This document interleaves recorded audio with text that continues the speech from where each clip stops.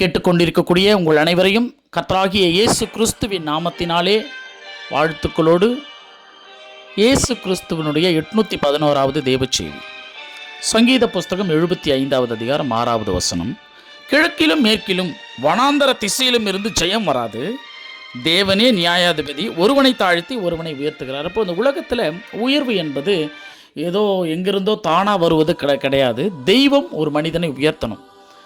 தெய்வம்தான் ஒரு மனிதனை உயர்த்துகிறது, தெய்வம்தான் ஒரு மனிதனை தாழ்த்துகிறது. ஒரு வசனம் வரும், நான் குப்பையில் உள்ள மனிதனை ராஜாவாக மாற்றுவேன், ராஜாவாக இருக்கிறவனை குப்பை மேட்டிற்கு கொண்டு வருவேன். இதுதான் தேவனாகிய கர்த்தருடைய வார்த்தை.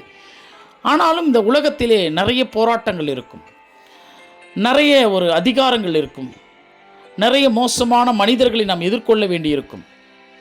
ஆனாலும் இந்த உலகத்தை எதிர்த்து கர்த்தருக்கு மட்டும் கீழ்ப்படிந்து வாழும் பொழுது இப்படிப்பட்ட உயர்வுகள் பரலோகத்திலிருந்து தேவனுடைய கட்டளை நமக்கு வரும். இதற்கெல்லாம் சாத்தியம் உண்டானா பாருங்கள், தானியேல் புஸ்தகம் 3வது அதிகாரம் 30வது வசனத்தில், பின்பு ராஜா சாத்ராக் மேஷாக் ஆபேத்நேகோ என்பவர்களை பாபிலோன் தேசத்திலே உயர்த்தினான். ஒரு ராஜா உயர்த்துறாருன்னா அந்த ராஜாவுக்கு இஷ்டமான வேலைகள் செய்கிறவங்கள தானே அந்த ராஜா உயர்த்தணும். ஆனால் அந்த ராஜாவுக்கு விரோதமான வேலைகளை இந்த 3 பேர் செய்தாங்க. என்னென்னா, நேபுகாத் நேச்சர் அந்த ராஜாவுடைய பேர், ஒரு பெரிய ஒரு பொற்சிலையை செஞ்சுட்டு நான் மேலே கீத வாத்திய தாளங்கள் எல்லாம் கொட்டப்படும். எப்பொழுதுமே ஒரு தெய்வத்தை வணங்கும் பொழுது கீத வாத்தியங்கள் மேலை தாளங்கள்லாம் கொட்டப்படலாம். அப்படி கொட்டப்படும் பொழுது இந்த சிலையை விழுந்து வணங்கணும். இந்த சிலையை ஒருவேளை யாராவது விழுந்து வணங்கலன்னு சொன்னால் அவங்கள அக்னி சூளையில் எரிகிற அந்த நெருப்பில் தூக்கி போட்டு சாகடிப்பாங்க. இந்த சட்டத்தை கடுமையாக அந்த ராஜா கொடுத்தாரு. இந்த 3 பேர் பார்க்குறோம்ல, சாத்ராக் மேஷாக் ஆபேத்நேகோ, 3 பேரும் நாங்கள் வணங்க மாட்டோம், நீங்கள் எங்களை கொன்றே போட்டாலும் சரி, எங்கள் தேவனாகிய கர்த்தர் ஒருவரையே நாங்கள் தொழுது கொள்வோம் அப்படின்னு சொல்லிட்டு வைராக்கியமாக இருக்கிறாங்க. இந்த ராஜாவும் தூக்கி அந்த நெருப்பில் போட்டுறாரு. பாருங்கள், எந்த தெய்வத்திற்காக அவர்கள் வைராக்கியமாக இருந்தாரோ அந்த தெய்வமே தேவ தூதன் மூலயமாக வந்து இந்த பூமியிலே 4வதாக ஒரு ஜீவன் உலாவி அந்த 3 பேருடைய தலைமுடிகள் கூட கருகாமல் அவர்களை காப்பாற்றி கொண்டு உயர்த்துகிறது. இதை பார்த்த நேபுகாத் நேச்சருக்கு உங்களுடைய தெய்வமே தெய்வம் என்று சொல்லி தெய்வத்தின் பேரிலும் அவனுக்கு பக்தி உண்டாகுது.